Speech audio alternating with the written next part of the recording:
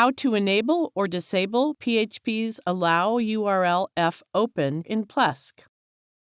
You can use CloudLinux Selector to enable or disable the Allow URL F open directive. This tutorial assumes that you have already logged in. In the Websites and Domains interface, click this left arrow icon.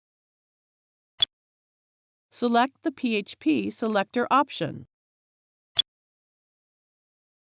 Then click the Options menu.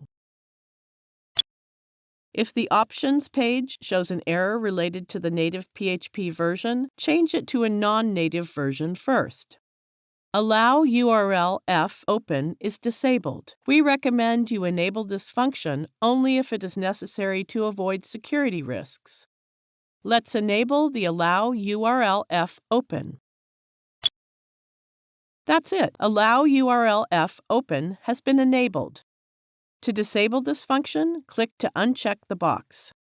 It is the end of the tutorial. Thank you for watching.